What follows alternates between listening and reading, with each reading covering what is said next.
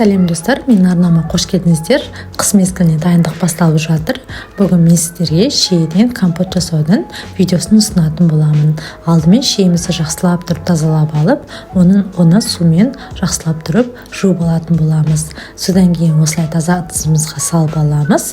Оның үстіне қайнаған ыстық суды молынан бетіне дейін құйып, оны аздап тек араластырып, содан кейін 15-20 минутқа осы ыстық суға салып қоятын боламыз.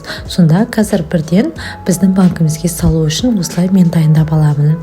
Ешқандай атылмайды, жақсы болып шығады, уайымдамасаңыздар болады.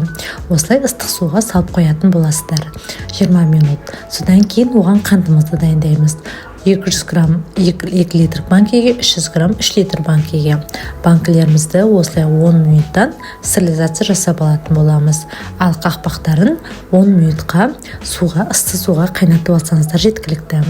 Енді банкілерімізге шиелерімізді салатын боламыз. Менің мөлшері 300-400 грамм шамасында. Оны өлшеп немесе көз мөлшер бойынша салуға болады.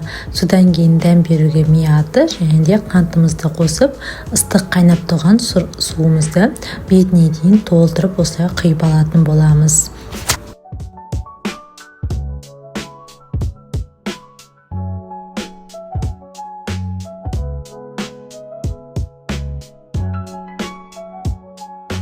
Енді осылай арнайы банка жабатынмен қақпағын жақсылап тұрып жауып алатын боламыз. Содан кейін арлы-бері осылай жүргізіп, банкідегі қанты ерігенше және де аузынан су ағып тұрған жоқ па барлығын тексеру үшін солай әрлі-берлі видеодағыдай домалатып алатын боламыз.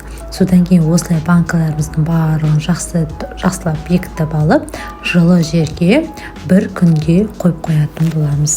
Міне біздің шиеден жасалған компотымыз дайын. Барлығын жасап көріңіздер. Видеоны соңына дейін қараған жандар, егер ұнаса лайк басып, комментарий қалдыруды ұмытпаңыздар.